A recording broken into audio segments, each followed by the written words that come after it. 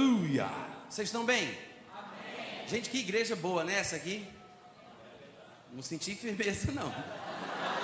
Bom, eu acho, tá, Glaucio? Eu acho. É um clima muito agradável. É inexplicável. Não sei dizer. É uma calmaria, uma paz, uma leveza, uma unção. Vocês estão muito abençoados aqui, graças a Deus. Desejamos é que Deus faça com que as coisas caminhem ainda mais, multiplique, Deus aumente, traga mais pessoas, né? Vamos comprar aqui as casas do bairro, em nome de Jesus. Vamos tomando posse, né, gente? Vocês sabem sobre o que a gente vai falar hoje à noite? Vocês estão sabendo, né? Esse assunto é um assunto considerado delicado, porque tem havido muita controvérsia hoje, principalmente por causa do advento das redes sociais, a internet. Então, hoje qualquer pessoa que tem uma conta no Facebook, a pessoa se acha já um catedrático, um PhD em divindade, o maior diabologista de São João do Meriti. E as pessoas vão dar as suas opiniões com toda, né, a autoridade que supostamente tem. E a gente vê muito debate, muita briga sobre essa questão de calvinismo e arminianismo. E eu, particularmente, não sou arminiano. Algumas pessoas supõem que se você não for um, você tem que ser o outro. Eu discordo. Eu não sigo a linha de Armínio, o que ele cria, o que ele pregava, o que ele ensinava. Nunca li nada a respeito do que ele deixou escrito. Mas eu sei que eu sou totalmente contra o calvinismo. E antes da gente mergulhar na palavra, deixa eu até colocar aqui o meu cronômetro, senão a gente vai se embora até meia-noite. Mas antes de mergulhar na palavra, eu trouxe aqui um livro para indicar para vocês. É um livro maravilhoso da editora Reflexão, do Dr. Roger Olson. Esse livrinho vermelho que está aqui na minha mão, o nome dele é Contra o Calvinismo. Ele trata sobre todas as questões necessárias para se ter conhecimento da doutrina calvinista, o que é a predestinação fatalista, essa suposta eleição de Deus, de fazer com que algumas pessoas cheguem a alcançar o céu e outras sejam destinadas ao inferno. E ele aborda todos os pontos da conhecida tulipa, né, que é o acróstico ou o acrônimo pelo qual os calvinistas se identificam ou se apresentam, dizendo aquilo que creem. São 5 pilares da fé calvinista que estão relacionados às letras da palavra tulipa em inglês, T-U-L-I-P. E daqui a pouco a gente vai falar um pouco sobre isso, para vocês se situarem a respeito do que isso trata. Mas, obviamente, nós só vamos ter aqui 50 minutos, 1 hora aproximadamente. A gente não vai se aprofundar, não vai dar para falar muita coisa. Eu acho que eu estou mesmo na luz desse negócio aqui, né? Ele está piscando aqui no meu olho. Estou sentindo aqui um pouquinho. Mas nós não vamos nos aprofundar. Alguns de vocês, tenho certeza, vão desejar conhecer mais, estudar mais. Não tem como a gente pregar a Bíblia toda numa noite só, né? Alguns de vocês talvez saiam até mais confusos, tá? Não é uma promessa, é só uma possibilidade. Tudo bem? Só os vivos, por favor. Vocês podem dizer amém de vez em quando? Só para saber se vocês estão aqui mesmo. Porque eu estou vendo um monte de cara, mas não sei se o espírito e a alma estão presentes. Então, gente, a gente vai mais bater um papo, vai conversar, não vai ser uma exposição apologética, nem exegética, não vai ter nada de aprofundamento textual. Vamos sim citar alguns textos, mas eu quero que vocês pensem. Eu gosto de falar sobre esse assunto, e é uma coisa que mexe comigo profundamente em minhas emoções, porque eu me converti por causa dessa palhaçada. Essa ideia, é palhaçada isso, dizer que Deus pega uma pessoa e joga no inferno e fica rindo da cara da pessoa, porque é para a sua glória. Isso é diabólico. Mas antes de ser crente, eu já desconfiava de que isso não tinha sentido. Eu acabei me deparando com as músicas de um cantor chamado Raul Seixas, e Raul Seixas cantava sobre coisas dessa natureza. De fato, há músicas do Raul, e vocês devem conhecer, alguns de vocês devem saber quem é Raul Seixas, pelo menos quem nasceu de Sacha para cá, talvez não saiba, mas de Sacha para lá, eu acho que não vai haver dúvida, né? Sacha é a filha da Xuxa, para quem não sabe disso também. Mas quem nasceu de Sacha para lá, sabe quem foi Raul Seixas. E hoje em dia, ainda no aniversário de morte do Raul, as rádios tocam, reportagens aparecem na televisão, até mesmo os programas, os jornais televisivos falam sobre o grande Raul Seixas, que foi o pai do rock nacional. E foi através das músicas do Raul que eu me deparei pela primeira vez, ainda na minha adolescência, com esse pensamento filosófico, diabólico, de que Deus poderia estar controlando o meu destino e me fazendo ser o que eu era e me colocar num lugar de sofrimento eterno, pelo simples fato dele querer, né? E eu estou dizendo isso, falando do Raul, porque você vai ver que há certa semelhança entre a filosofia Raul Seixista, vocês sabem o que eu quero dizer, não sabem? Raul Seixista e a filosofia calvinista.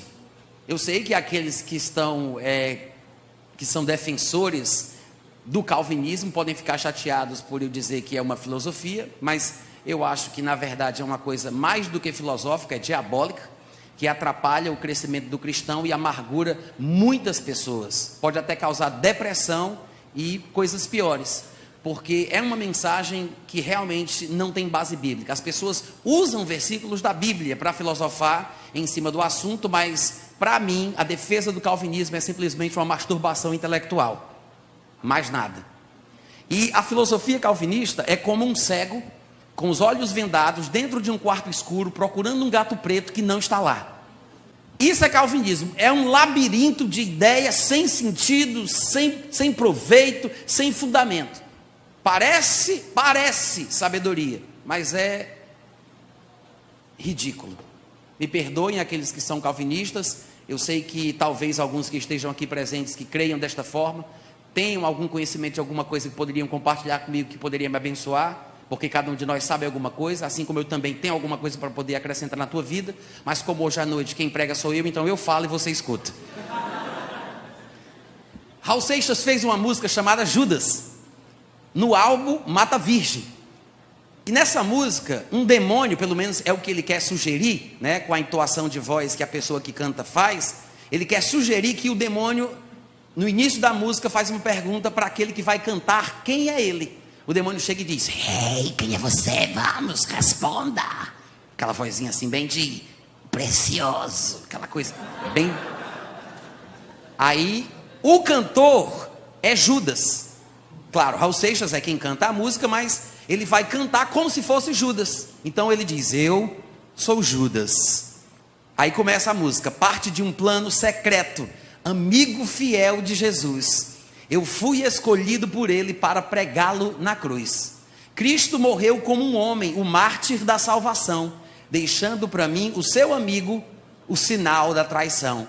É porque lá em cima, lá na beira da piscina, olhando os simples mortais, nas alturas, fazem escrituras e nunca nos perguntam se é pouco ou demais.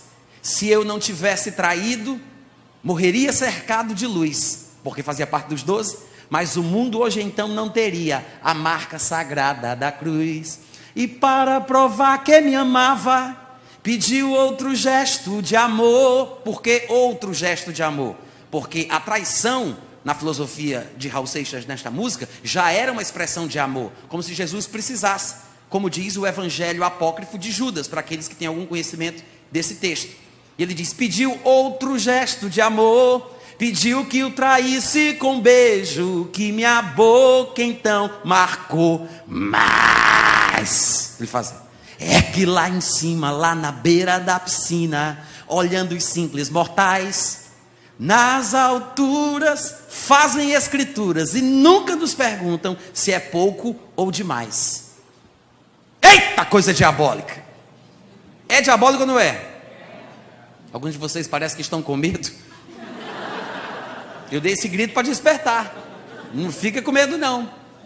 Agora, essa filosofia apresentada na música de Raul Seixas é a mesma, com outras palavras, né? Com a eloquência, a retórica do pregador evangélico, é a mesma filosofia, a mesma ideia que o calvinismo ensina. Judas supostamente teria sido predestinado, ele não tinha escolha, ele foi eleito por Deus para trair Jesus, foi escolhido por Deus para fazer o que ele fez. E o argumento lógico que ele apresenta na música chega até ser convincente. Ele diz, se Jesus não tivesse morrido, como é que a gente seria salvo? Se Judas não tivesse traído, como é que a gente poderia estar aqui?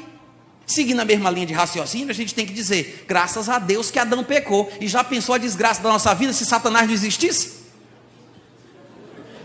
porque não teria tido a queda, né? Adão não teria caído, Jesus não teria vindo e a gente não teria sido salvo. Satanás, louvado seja o teu nome.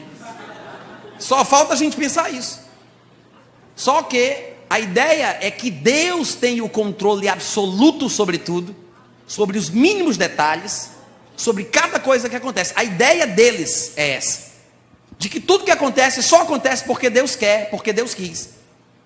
Ou seja, se estamos aqui hoje na igreja, se somos salvos, se é que somos, porque ninguém sabe, só Deus sabe, porque Ele é quem determina quem vai ser ou quem não vai. Não adianta você crer no coração e confessar Jesus, porque pode ser que no final da sua vida você chegue lá na porta e pergunte: Deus, posso entrar? Aí diz: com licença, aí você não está na minha lista, porque você não foi eleito para isso. Você está aqui querendo ser, mas quem decide é Ele. Então, supostamente, alguns estão aqui porque Deus quis que estivesse. Alguns são salvos porque Deus quis que fosse. Mas os que estão no mundo, ou os que nunca vão ser salvos, porque estão impossibilitados pela soberania divina, de poder escolher Jesus como Senhor das suas vidas, estes tais, segundo eles, irão para o inferno. Eu acho, gente, que se uma pessoa está no mundo, vivendo em pecado, rejeitou Jesus, e não veio para a igreja, e insiste assim até o dia da sua morte, e ela faz isso porque Deus quis que ela fizesse, eu acho que uma pessoa dessa merece entrar no céu, porque está fazendo a vontade de Deus. Eu estou pregando muito bem hoje à noite, cadê os amém, aleluia? Não faz sentido, não faz sentido, mas eles acham que isso é a bondade de Deus. Há muitos anos atrás, quando eu ainda morava na cidade de Fortaleza, eu tinha um grupo de oração na minha casa, e vinham pessoas de diversas denominações. E uma determinada amiga minha, que fazia parte de uma igreja onde as pessoas lá pregavam esse tipo de pensamento diabólico, de que Deus é quem determina, e que nem todo mundo pode ser salvo, porque só vai ser salvo quem Deus quer, e os que vão para o inferno vão porque Deus quis que fossem, para a sua glória, para mostrar o seu controle absoluto sobre tudo e sobre todos. Uma amiga minha, que fazia parte desse grupo de oração, uma vez me chegou com uma carta.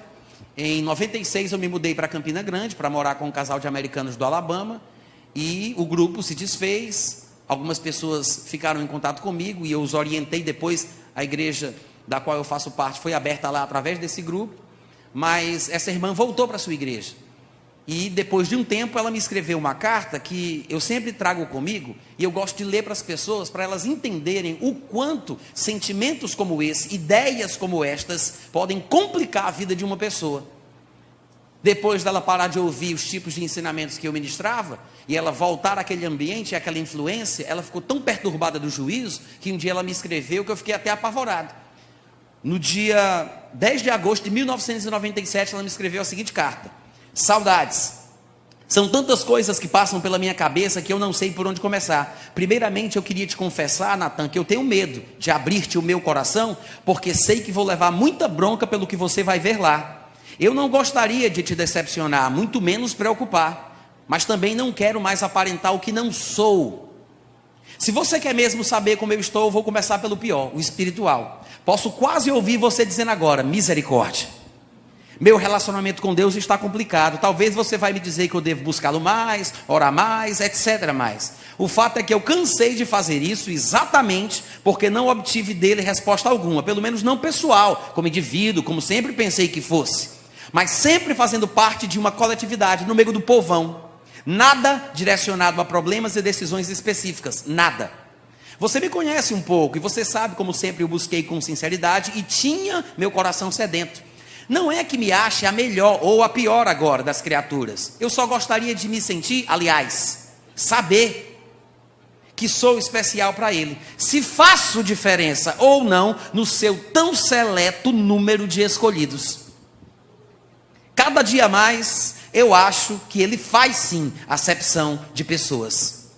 Imagino que você deve estar de queixo caído ao ler tudo isso, altamente decepcionado e super aflito.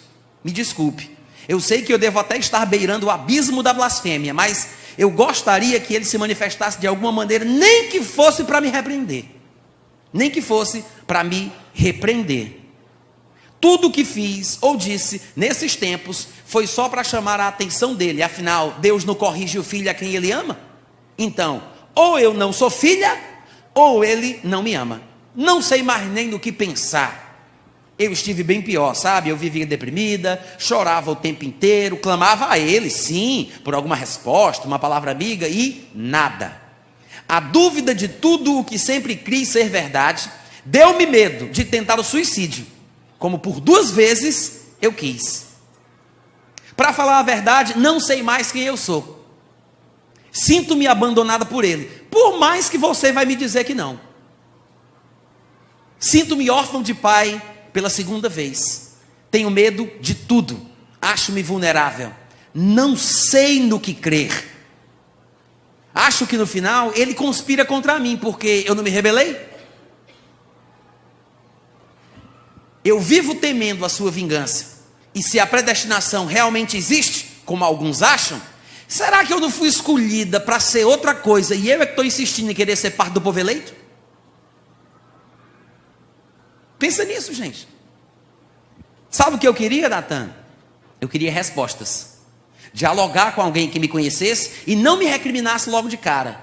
Eu preciso de ajuda, eu sei disso. Mas eu tenho tanto medo de conversar com alguém a respeito de tudo isso, talvez ninguém entenda que eu, que sempre fui tão firme, tão crente, esteja passando por uma crise mais ou menos 18 meses, 1 ano e meio, tão forte quanto essa. Mas, como se diz, maior gigante, maior é a queda. A minha mãe talvez até suspeite, mas ela não tem certeza do que esteja acontecendo. E eu até quero que continue assim, ela já tem preocupação demais. Até porque, quem deveria ser, falando de Deus, quem deveria ser o mais preocupado com a ovelha que se perde, continua para mim surdo, mudo e cego.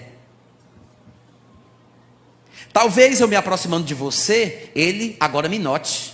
E você também, vê se não me esquece. Desculpe o besteirol acima, mas não me abandone. Aguardo ansiosa os seus carões. Gente, isso aqui acontece com muito mais frequência do que a gente imagina. E essa doutrina do inferno tem causado isso com muitas pessoas. Quando você começa a estudar a respeito do assunto, mergulhando na história dos próprios apologetas calvinistas, você vai descobrir que alguns deles tinham depressão por não ter certeza se eram eleitos. Porque na filosofia calvinista você não tem como saber. É uma coisa que depende de Deus. Eles têm toda uma equação para tentar adivinhar quem é ou quem não é, mas não se baseiam nos textos que nós deveríamos conhecer, considerando a Bíblia como uma revelação progressiva. Textos mais simples, que são mais claros, deveriam ser recebidos. E não tentarmos inventar respostas a partir de textos que são mais complexos e mais obscuros. O que está mais claro deve revelar o que está mais complicado. Amém, gente? Amém. É como montar peça, é como montar um quebra-cabeças. Um quebra-cabeça de 500 peças. Você primeiro joga tudo aquilo em cima de uma mesa, vai desvirando pecinha por pecinha. Tem que ter paciência. Depois que você espalha tudo em cima da mesa, você começa a separar talvez por cores, tentando colocar mais perto as peças que têm as mesmas cores, as mesmas tonalidades. Depois você vai tentar encaixar pela forma, procurando o que encaixa em que.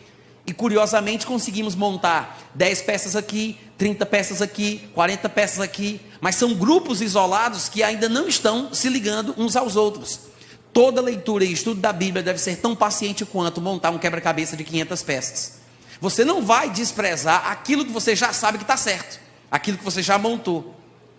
Você sabe que tem uma lógica naquilo ali, então você vai perseverar até concluir. Seria tolice, por causa de textos mais complexos, desprezar aquilo que eu já sei. Ah, montei aqui 3 grupos de 50, mas não consegui montar tudo. Vou jogar fora. Abandona, desiste.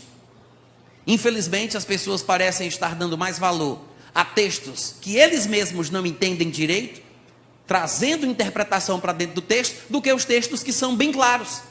Irmãos, tem texto mais claro do que 1 Timóteo, capítulo 2, versículo 4? Paulo escrevendo a Timóteo, ele disse que ele devia orar, juntamente com a igreja, pelas pessoas que estavam investidas de autoridade. E em meio àquele pedido que ele faz para que a igreja ore, ele fala, porque Deus deseja que todos os homens sejam salvos e cheguem ao pleno conhecimento da verdade. Tem versículo mais claro do que esse, gente? Não tem. Deus é direto, é positivo, ele é claro, ele diz, Deus, com todas as letras, ele diz, Deus deseja que todos os homens sejam salvos. Sabe qual é o problema na cabeça do povo? É porque eles acham que pelo simples fato de quem está querendo seja Deus, o simples fato de Deus ser aquele que está querendo, eles acham que vai acontecer. Porque se é da vontade de Deus, como não vai acontecer? Como se Deus, por querer, fizesse com que você quisesse também. Como se a vontade de Deus fosse impositiva. Pelo simples fato de Deus querer, as pessoas acham, se Deus quer, não tem nada que Deus queira que não aconteça. É assim que as pessoas supõem. Mas não entendem que há coisas que Deus quer, que podem não acontecer, porque o simples fato de Deus querer, não vai fazer com que as pessoas ajam em conformidade com a sua vontade. Irmãos, Deus é amor, e o amor, ele não se conduz inconvenientemente na busca dos seus interesses. Eu sei que, humanamente falando, tem gente que mata, e quando é entrevistado nesses programas sei nem como é que chama esse tipo de programa, mas vai falar de crime, aí o cara diz, matei porque eu amava ela, matei porque eu amava, matei, mato de novo. Porque amava, matou porque amava, deu tapa porque amava. Mas o amor de Deus é diferente. O amor do tipo de Deus é aquele que não se conduz inconvenientemente, que não busca os seus próprios interesses, ele respeita a decisão do outro, mesmo que não concorde. Respeito não é sinônimo de concordância. Tem muita gente que não entende isso. Ai, por que Deus colocou a árvore do conhecimento do bem e do mal no jardim do Éden? Ele não estava mal intencionado? Irmãos, a árvore do conhecimento do bem e do mal no jardim do Éden, pasme você, é uma prova do amor e da justiça de Deus ao criar o homem como ele. Porque se o homem não tivesse, isso se representa pela árvore do conhecimento do bem e do mal, se o homem não tivesse a possibilidade de pecar na sua vida, de não servir a Deus, de desobedecer a Deus, como ele poderia saber que era livre para fazer o que queria, se ele não tivesse escolha? Ah, gente, eu vou parar de pregar assim. Vocês não entenderam, não? Para pensar. Como é que a gente poderia saber que Deus nos ama de verdade e que nós amamos a Deus como deve ser, se não tivéssemos a opção de não amar? Como é que eu poderia saber que eu sou livre de verdade se eu não tivesse a escolha, a opção, a oportunidade de pecar? Talvez eu estivesse servindo a Deus como um robô, porque me faltava escolha. A presença da árvore do conhecimento do bem e do mal, que representa essa possibilidade da queda, prova que Deus é justo e verdadeiro. Então, quando a Bíblia diz que ele me fez como ele, uma duplicada em espécie da própria categoria divina, capaz de tomar decisões até sujeitar e dominar a terra, isso quer dizer que eu tenho que ter condição, eu tenho que ter a opção de não servi-lo, de não amá-lo, de não obedecê-lo. A oportunidade de pecar é uma prova de que eu sirvo a Deus porque quero e não porque me falta escolha. As pessoas pensam errado, de ponta cabeça, e ficam fazendo esse malabarismo teológico e criam uma caricatura de Deus. E eles não sabem falar sobre Deus como convém, de acordo com a Bíblia, pelo menos no meu ponto de vista. É assim que eu entendo.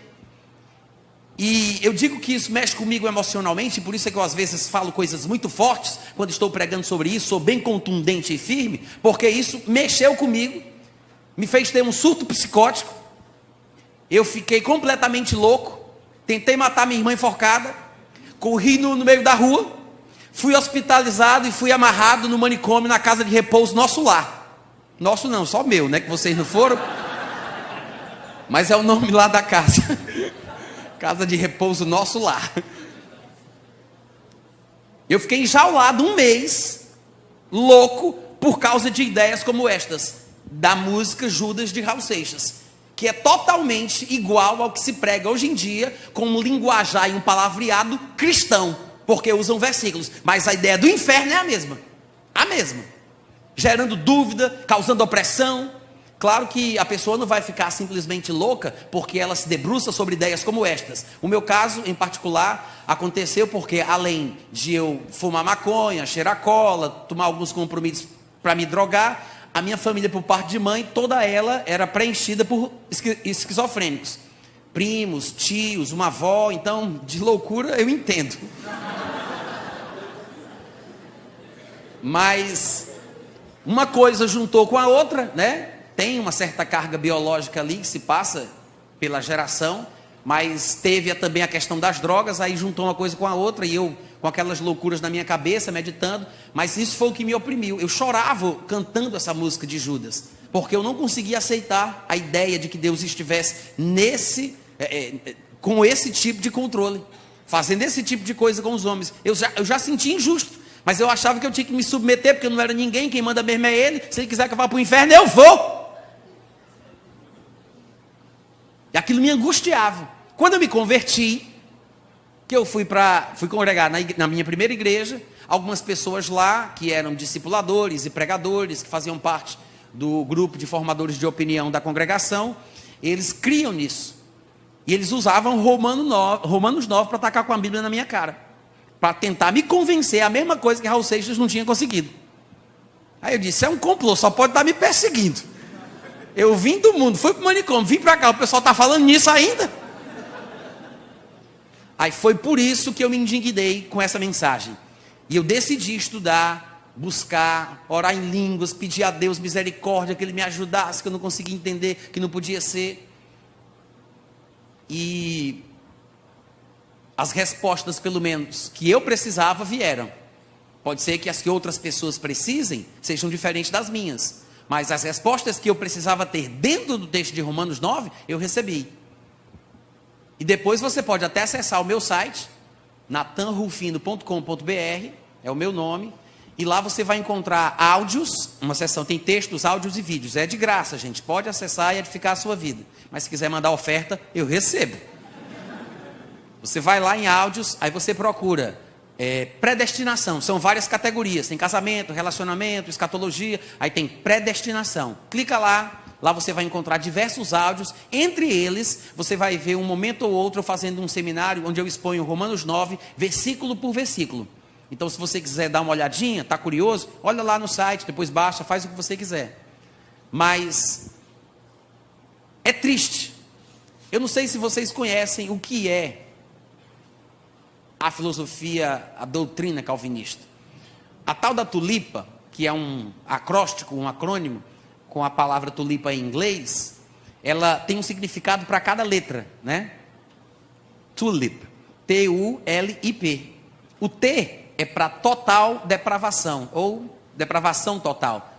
Total depravation, em inglês. Isso quer dizer o seguinte, basicamente, em poucas palavras, parafraseando, quer dizer que o ser humano não presta para nada. Nada, nada, nada. É totalmente depravado, desde quando ele nasce até o dia da sua morte. Claro que eles usam versículos da Bíblia para tentar sustentar essa ideia. E assim eles mostram que o homem é simplesmente imprestável, está realmente já pela sua própria natureza destinado à danação eterna. Então, se o homem não vale nada, não presta para nada e vai para o inferno, não é culpa de Deus.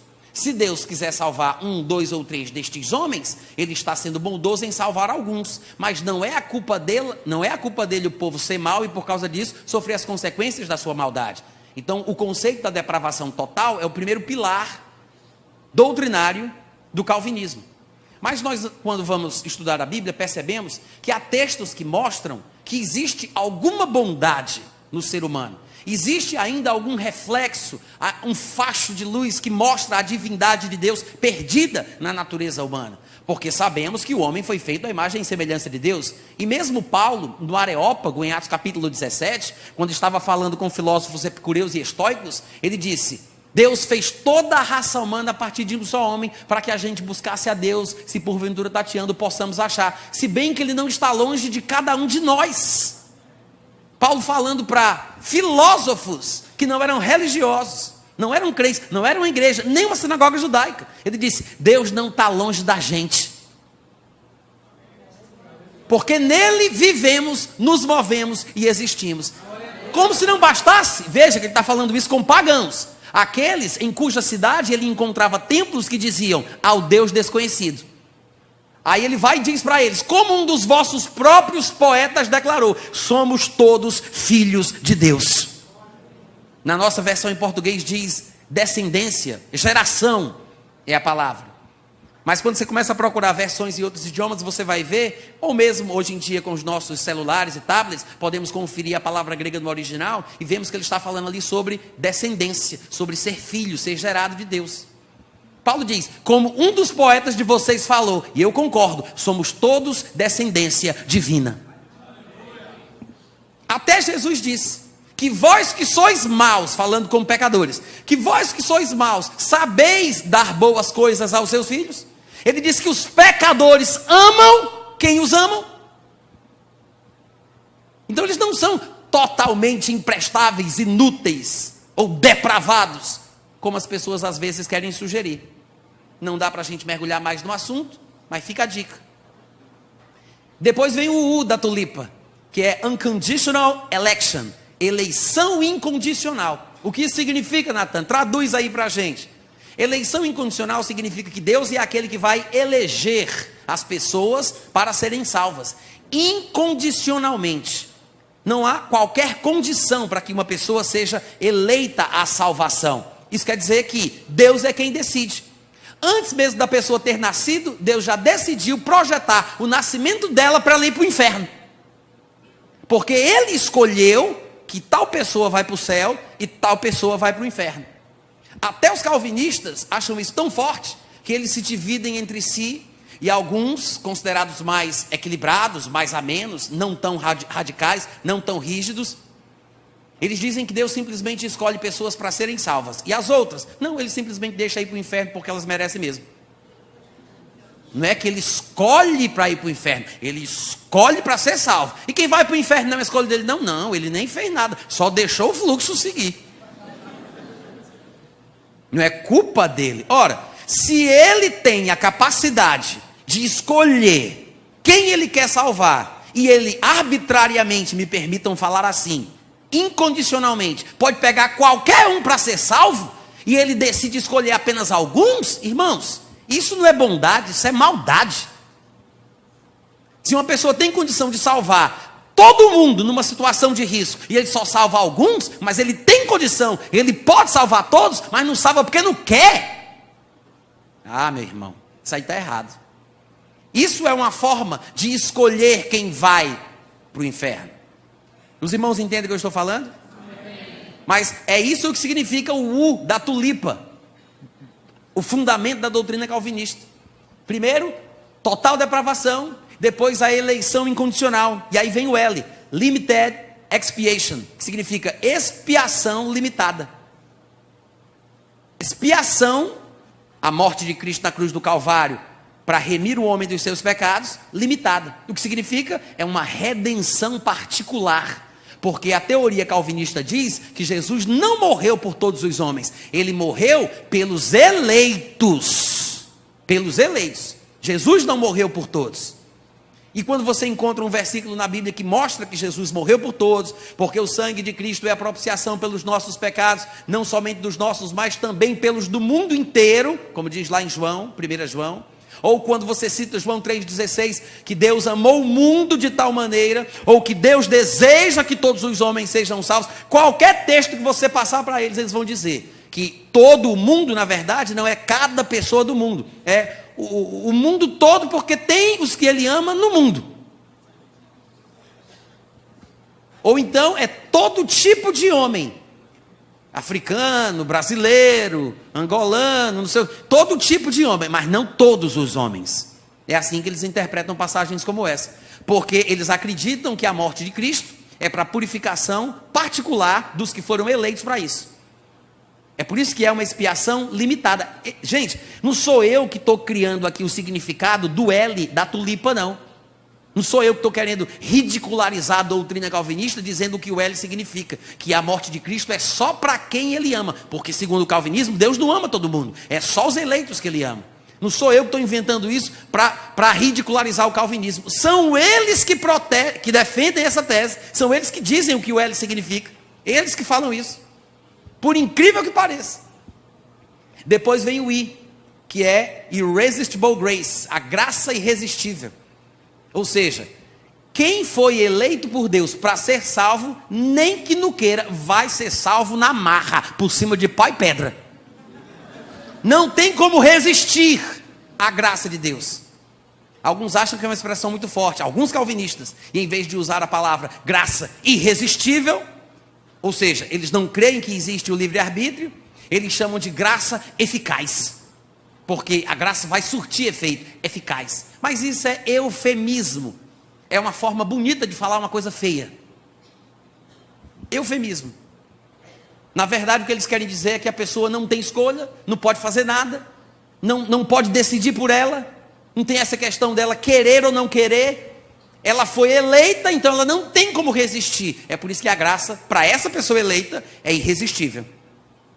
E depois vem o P de Perseverance of the Saints, perseverança dos santos, que é aquele que foi eleito, que não consegue não se salvar, porque para ele é irresistível, esse vai perseverar até o fim, porque ele está predestinado a perseverar.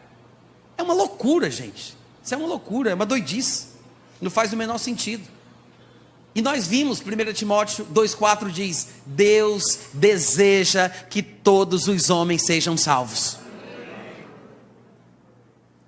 Nem todos os homens serão salvos só porque Deus deseja. Nem todos os homens. A Bíblia diz: andarão dois juntos se não estiverem de acordo. Deus pode ter uma intenção, mas não quer dizer que aquilo se manifestará na vida das pessoas por quem ele almeja aquele cumprimento. Não vai se manifestar porque tem que ter acordo. Não andarão dois juntos se não estiverem de acordo. Deus respeita as nossas decisões, as nossas escolhas. Não quer dizer que ele concorde, mas ele respeita. E nós precisamos entender que de fato Deus nos fez como ele. Temos a capacidade de dizer sim, de dizer não. É um poder muito grande que foi colocado em nossa mão. A maior bênção que Deus nos deu se chama livre-arbítrio. E a maior maldição que a gente tem se chama livre-arbítrio. Porque tudo depende da escolha que a gente faz. Mas não é Deus quem nos controla, não é Deus quem decide, não é Deus que coloca a pessoa no inferno, não é Deus que faz isso. Os irmãos me entendem? Amém. Outra passagem bem importante, em 2 Pedro capítulo 3, versículo 9, está escrito o seguinte: o Senhor Jesus não retarda a sua promessa, a promessa da sua vinda, como alguns a julgam demorada. Pelo contrário, ele é longânimo para convosco. Ou seja, por que parece que ele demora? Por isso aqui, porque ele é longânimo para convosco, não querendo que nenhum pereça, senão que todos cheguem ao arrependimento. Gente, isso aqui parece controle para você? Esse versículo que a gente acabou de ler? De jeito nenhum. Ele disse: a vinda do Senhor pode parecer demorada, mas na verdade não é uma questão de demora. O que está acontecendo é porque ele está sendo paciente, ele está esperando, ele está sendo longânimo para convosco, porque ele não quer que nenhum pereça, senão que nesse tempo de suposta demora, os que precisam se arrependam enquanto é tempo.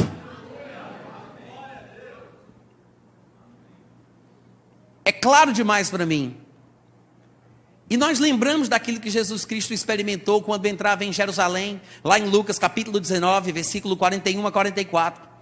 Eu sei que às vezes a gente não associa com essa ideia do livre-arbítrio e da liberdade que o homem tem para escolher, tomar decisões. Mas você vai observar que Jesus Cristo, quando ele vê a cidade de Jerusalém, no versículo 41, diz que ele, ao ver a cidade, chorou. Gente, se Jesus, aqui na terra, nos fez conhecer a vontade do Pai, porque Deus falou muitas vezes aos pais pelos profetas de muitas maneiras, mas nos últimos dias nos falou a nós pelo Filho. Então quem vê Jesus, vê o Pai. Jesus é a expressa imagem de Deus. A história que registra o que Jesus fez, o que Jesus sentiu, o que Jesus falou, revela o que está dentro do coração do Pai. Se Jesus chorou, é como se fosse uma expressão que revela o que Deus sente. Jesus chora, sabe por quê? É o sentimento de incapacidade de fazer alguma coisa. Se foi Jesus ou Deus que determinou que os israelitas fossem rebeldes como fossem, ele não deveria chorar, ele deveria se alegrar, deu certo. Não se chora quando você é quem faz aquilo que está acontecendo. Jesus está chorando por frustração. Frustração, dor no coração. Compaixão pelos judeus, de coração duro, impenitentes, obstinados. O choro revela que Deus não controla a decisão errada que eles tomaram. A Bíblia diz que Jesus chorou e dizia, lamentando, no versículo 42, ah, Jerusalém, se conheceras por ti mesma, ainda hoje, o que é devido à paz. Mas isto está agora oculto aos teus olhos. Pois sobre ti virão dias em que os teus inimigos te cercarão de trincheiras e por todos os lados te apertarão o cerco. E te arrasarão e aos teus filhos dentro de ti não deixarão em ti pedra sobre pedra, porque não reconheceste a oportunidade da tua visitação. Pelo palavreado de Jesus Cristo, você acha que com isso a gente tem que entender que foi Deus que fez Jerusalém experimentar uma situação dessa? Não. Jesus coloca a responsabilidade sobre eles, chora por causa deles, lamenta a atitude deles e diz: vocês desperdiçaram a oportunidade. Por isso que ele fala: quem dera ainda hoje tu reconhecesses o que é devido à paz. Ainda hoje tu reconhecesses, quem dera fosse possível, quem dera vocês se arrependessem, quem dera vocês mudassem. Nós sabemos que muitos judeus se converteram, se arrependeram, abraçaram o evangelho, alguns deles inclusive se tornaram pregadores como Paulo, como Pedro, como João, discípulos de Cristo, mudaram o mundo com a pregação do evangelho, mas a nação como um todo, não. Jesus está lamentando a nação israelita, sobre a nação israelita, a nação com a qual Deus fez aliança, a partir de Abraão, Isaque, Jacó, Moisés, Davi, alianças, pactos firmes e eternos para abençoar o seu povo, mas o povo é rebelde, é duro, e Jesus Cristo está lamentando exatamente isso. E alguém poderia perguntar: mas Natan, há algum lugar na Bíblia que se fale sobre eleição e se fala o que significa? Sim, nós temos textos que falam sobre eleição, textos que falam sobre predestinação, mas eu gosto de dizer a predestinação bíblica, e não essa predestinação fatalista, calvinista, como é apresentada nessa tulipa. A predestinação bíblica é uma coisa totalmente diferente. Paulo, dos escritores do Novo Testamento, é aquele que volta a esse tema e que usa essa palavra com mais frequência. E Paulo faz uma abordagem, para mim, bem interessante, sobre o que seria a verdadeira predestinação bíblica. Se você abrir comigo em Efésios capítulo 1, a partir do versículo 3, você vai encontrar uma pista do que realmente deveria ser pregado nas igrejas sobre a predestinação bíblica. Efésios capítulo 1, do versículo 3 em diante. Posso ler, gente? Não, né?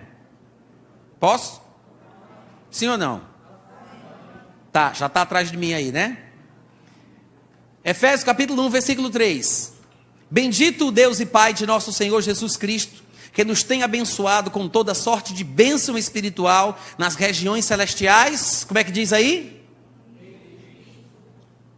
Também vos tenho ouvido. É 3. Que nos tem abençoado nas regiões celestiais. Fala mais alto para eu ouvir, como é que é? Em Cristo. Está aí o segredo, gente. Está aí a resposta. As bênçãos espirituais com as quais Deus nos abençoou foram concedidas a nós em Cristo. Quem estiver em Cristo tem a bênção.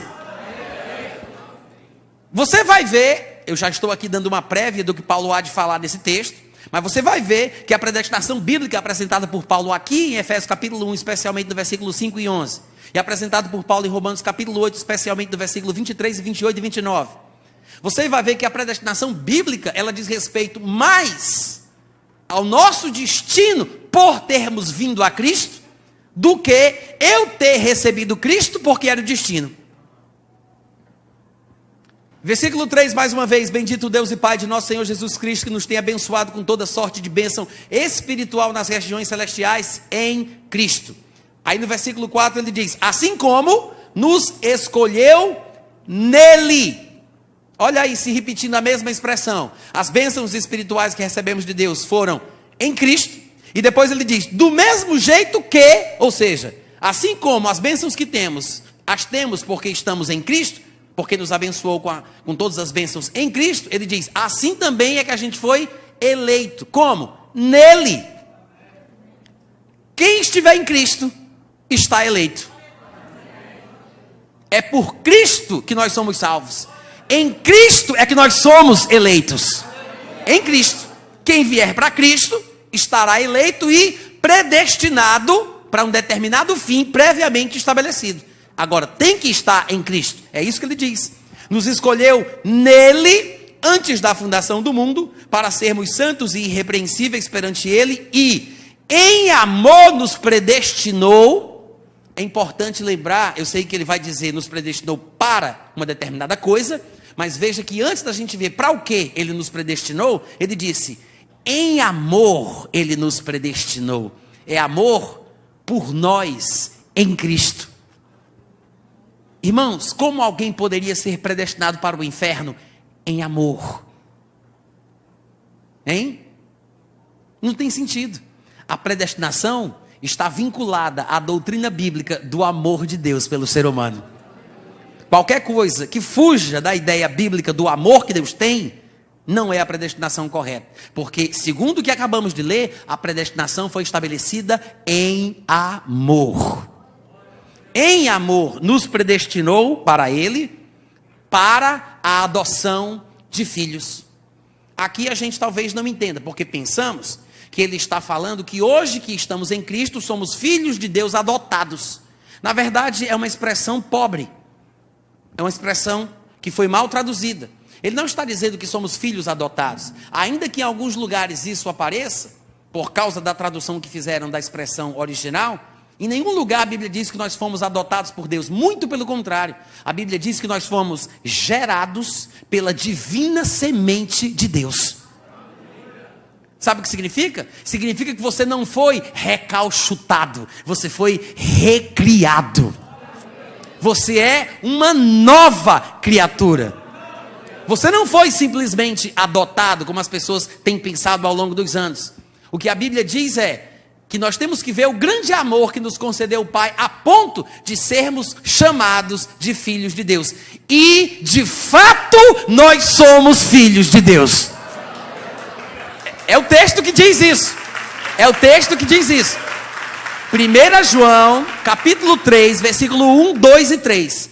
Amados, vede que grande amor nos tem concedido o Pai a ponto de sermos chamados de filhos de Deus. E de fato nós somos filhos.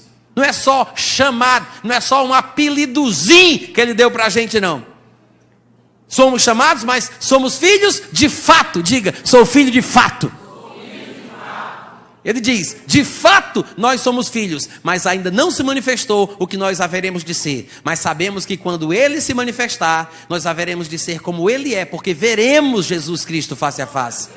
Haveremos de vê-lo como ele é e seremos semelhantes a ele. Mas somos filhos de fato. A adoção de filhos, irmãos, na cabeça de Paulo, porque é o único que usa essa expressão no Novo Testamento, tem um significado muito específico. E como a gente não entende, até por causa dessa má tradução que nos foi oferecida, a gente fica pensando que ele está falando que a gente foi adotado, que só Jesus é o filho original, e a gente foi adotado. Não, nós fomos gerados pela semente divina. Eu nasci de novo e já nasci na família. Nasci de novo, eu nasci. Recriado, não fui recalchutado. E o que é que Paulo quer dizer com isso? Ele mesmo explica em outro texto. A gente vai olhar Romanos capítulo 8, versículo 23, só para a gente saber o que é que Paulo quer dizer com isso, e depois volta para cá. Paulo escreveu Efésios capítulo 1, Paulo escreveu Romanos capítulo 8. Lá no capítulo 8, no versículo 23, ele diz, falando da criação está sujeita à vaidade, ele diz, e não somente a criação, mas também nós que temos as primícias do Espírito Santo, os primeiros frutos que o Espírito produz na nossa vida, nós também, igualmente, gememos em nosso íntimo, aguardando a adoção. Não é assim que está escrito? Está errado então, viu gente? É adoção. Está escrito adoração aí? Está errado. É adoção. Quem tem uma versão aqui que diga adoção? Levanta a mão. Certo, ótimo. O que ele está falando aqui é adoção. Gememos em nosso íntimo, inclusive na minha versão revista e atualizada, de João Ferreira de Almeida, está escrito assim, aguardando a adoção de filhos, do mesmo jeitinho que aparece lá em Efésios. Algumas Bíblias vai ter somente a adoção, não é adoração, não é louvor, não é salva de palma, é adoção. Só que ele diz, aguardamos a adoção, a saber, Ou seja, o que é a adoção? A redenção do nosso corpo. O que de fato significa a adoção de filhos, gente?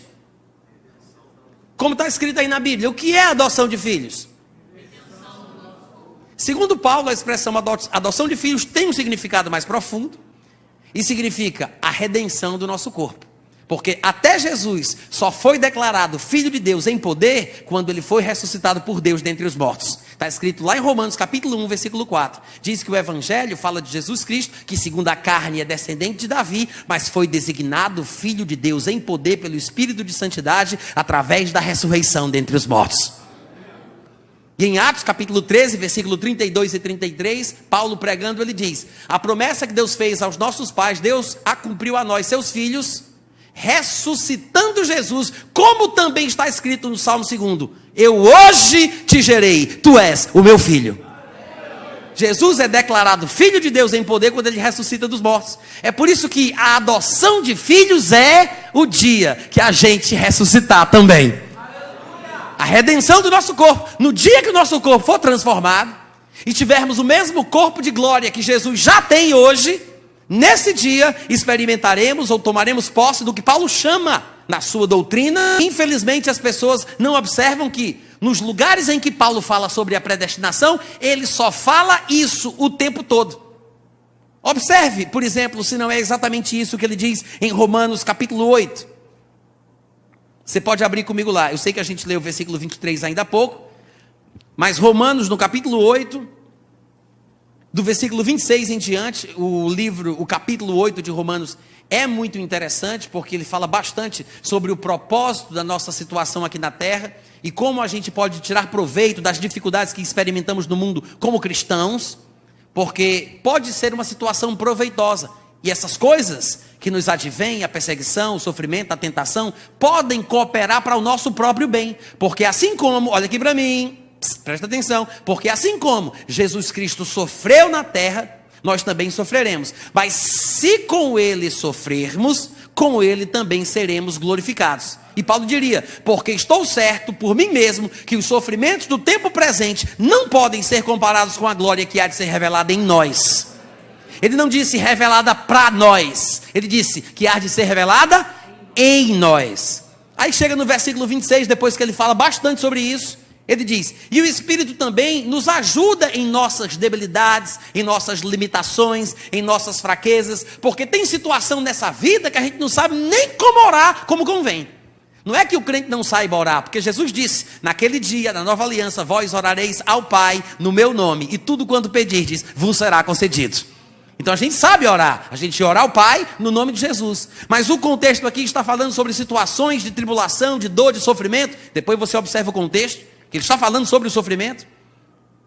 Aí ele diz: tem vezes que a gente não sabe nem orar como convém, mas o Espírito intercede por nós sobremaneira com gemidos inexprimíveis.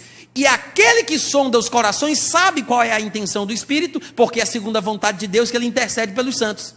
Agora, sabemos que todas estas coisas, está implícito, sabemos que todas estas coisas, todos os sofrimentos, todas as tentações, todas as perseguições, tudo que a gente experimenta aqui, cooperam para o bem daqueles que amam a Deus. Ele acabou de dizer lá no versículo 16 e 17, se com ele sofrermos, com ele seremos glorificados, porque tenho por certo que os sofrimentos do tempo presente não podem ser comparados com a glória que há de ser revelada em nós. E em 2 Coríntios capítulo 4, Paulo vai dizer que a tribulação produz a glória. Produz a glória. Então, continuando, ele fala: estas coisas cooperam para o bem daqueles que amam a Deus, daqueles que foram chamados segundo o seu propósito. Porquanto os que de antemão conheceu, também os predestinou para serem conformes à imagem de seu Filho, a fim de que Jesus seja o primeiro gerado dentre os mortos, entre muitos irmãos. Quando a Bíblia fala que a intenção de Deus é que Jesus seja o primogênito, e que ele tem o propósito de que nós sejamos como ele, porque ele nos predestinou para sermos conformes à imagem do seu Filho, ele não está falando sobre termos a imagem que Jesus tinha quando estava na terra. Ele está falando sobre termos a imagem que Jesus tem tem agora no céu. Há uma diferença entre o que Jesus Cristo foi quando andou aqui, e há uma diferença daquilo que Jesus Cristo é quando ele está hoje assentado à direita da majestade nas alturas. Há uma diferença. Enquanto ele esteve na terra, ele sofria, ele passava por tribulações, né? Ele experimentou exatamente as mesmas coisas. É por isso que ele diz que se a gente sofrer como Cristo, a gente vai ser glorificado como ele, porque é o nosso destino. Se a gente passar pelo que Cristo passou, se a gente sofrer como ele sofreu, pelas mesmas razões que ele sofreu, não estamos falando aqui sobre sofrer desnecessariamente, coisas que Satanás pode colocar na nossa vida, doença, miséria, situações desmoralizantes e paralisantes que Satanás oferece. Eu não estou falando disso, eu estou falando sobre sofrimentos bíblicos. A Bíblia diz que os sofrimentos cooperam para o nosso bem, porquanto Deus nos predestinou para ser igual ao que Jesus Cristo é, por causa do que ele passou quando estava aqui.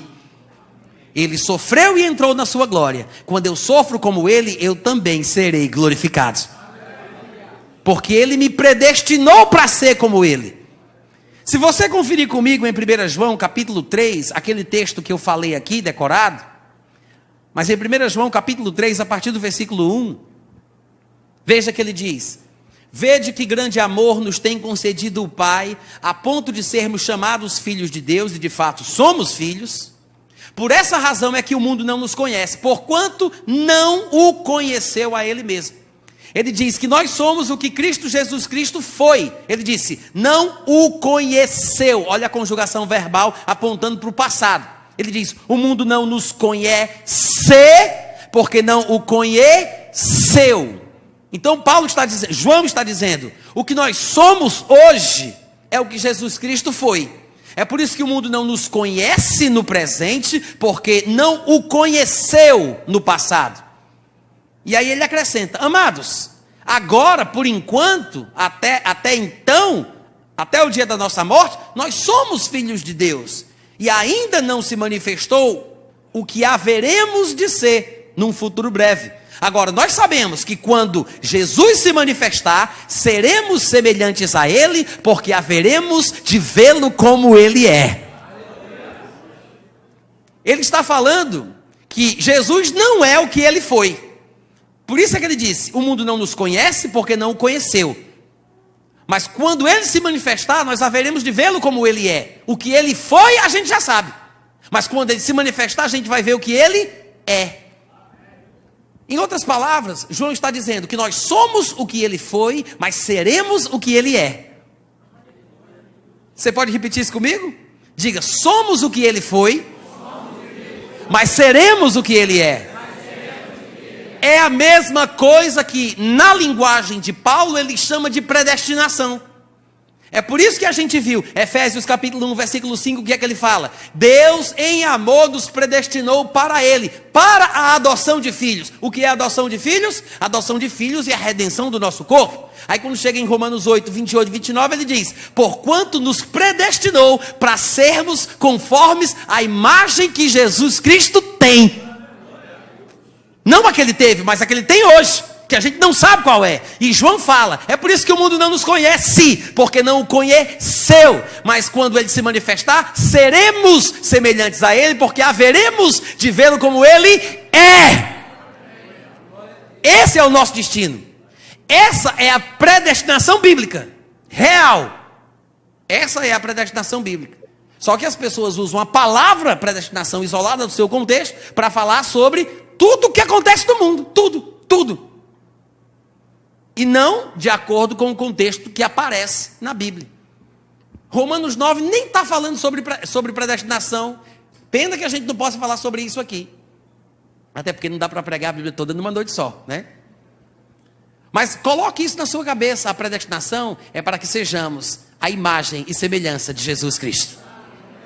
É por isso que nós temos textos e textos que falam a respeito desta espera que temos aqui nesta vida até a manifestação de Jesus. Filipenses capítulo 3, versículo 20, por exemplo, diz o seguinte: a nossa pátria está nos céus, de onde nós estamos aqui na terra esperando, aguardando o Salvador, o Senhor Jesus. E ele continua, o qual transformará o nosso corpo de humilhação para ser igual ao corpo da sua glória, segundo a eficácia do poder que ele tem de até subordinar a si todas as coisas. Por que esse corpo é de humilhação? Porque as coisas que Deus nos deu em nosso espírito são tão grandiosas e tão valiosas, que quando nós percebemos que este tesouro está num vaso de barro, isso é humilhante. É um corpo de humilhação. Mas segundo o que ele acabou de dizer, a vida cristã é uma vida de espera do dia que ele vai vir para me tirar dessa situação humilhante. Porque ele vai transformar o meu corpo de humilhação para que ele seja semelhante ao corpo da sua glória. Em Colossenses também, no capítulo 3, do versículo 1 ao 4, e é o último texto que eu gostaria de ler com vocês, Paulo diz o seguinte: portanto, irmãos, se fostes ressuscitados juntamente com Cristo, buscai as coisas lá do alto, onde Cristo vive, assentado à direita de Deus. Pensai nas coisas lá do alto, não nas que são aqui da terra, porque vocês morreram, e a vossa verdadeira vida, não essa vida que a gente conhece, não essa vida que vivemos aqui embaixo, mas a vida real, a nossa vida está não manifesta ainda, porque estamos esperando no dia que ele vai vir para transformar esse corpo de humilhação, para experimentarmos o destino que Deus nos preservou em Cristo. Ele diz: pensemos nas coisas do alto, não nas que são da terra, porque morreste, está oculta, a vossa vida está oculta juntamente com Cristo em Deus. Ele diz: a nossa vida está oculta juntamente com Cristo. Por quê? Porque Cristo não está manifesto. Ninguém vê Jesus Cristo em lugar nenhum. Hoje, ele não está à mostra, ele não está manifesto, ele está oculto. Do mesmo jeito que Cristo não aparece, a nossa vida não aparece. Isso que a gente vê, isso que a gente vive, é passageiro, é temporário. A nossa vida verdadeira, que vai ser o nosso estado final e eterno, é glorioso e está escondido junto com Jesus dentro de Deus. Dentro de Deus, é um plano divino, é o nosso destino, porque fomos predestinados em amor para isso. Está guardado juntamente com Cristo dentro de Deus. Agora, tem um detalhe: quando Cristo, que é a nossa vida, porque Cristo é a nossa vida, o que Ele é hoje, não o que Ele foi quando esteve aqui na terra. Quando Cristo, que é a nossa vida, se manifestar, compadre, aí ele diz: então vós também vos manifestareis com ele em glória. Aleluia! Esse é o nosso destino. Somos predestinados para isso. Alguém poderia dizer: Natan, pelo amor de Deus, gostei, mas me diga aí, eu posso perder essa bênção? Só vou dizer da próxima vez que eu vier. Brincadeira. Claro que pode perder. Claro que pode perder. Porque o destino previamente estabelecido, ou a predestinação, é em Cristo. Em Cristo. Se você mantiver a sua vida em Cristo, se você se mantiver em Cristo, se você permanecer nele, claro que está tudo bem. Ah, Natan, mas se eu pecar, se eu cair, o que é que vai acontecer? Bom, depende. Se você, por exemplo, vai fazer uma viagem, um cruzeiro aí pela Europa, e você dentro deste barco, se você leva uma topada e cai dentro do barco, está tudo bem. Eu vou deixar vocês meditarem um pouco e depois eu continuo. Se você está no barco fazendo um cruzeiro e você tropeça e cai dentro do barco, está tudo bem. Mas se você tropeçar e cair fora do barco, lascou-se. Simples assim. Os irmãos entendem o que eu estou falando? Se perseverarmos, irmãos, se ficarmos firmes, se não negarmos a Jesus Cristo, nós temos um destino previamente estabelecido. Sabe como é que se faz isso? Eu vou usar aqui uma parábola do mundo natural, né? Fazendo uma analogia, que é uma relação de semelhança entre coisas diferentes. Quem aqui sabe andar? Eu, por favor, gostaria que você levantasse a sua mão, caso seja você, se encaixe nesse perfil, mas eu queria ter um feedback. Então eu queria saber quem aqui, porventura, sabe andar de escada rolante. Quem? Isso, obrigado, pode baixar, obrigado. Eu quero conferir de novo. Quem sabe andar de escada rolante?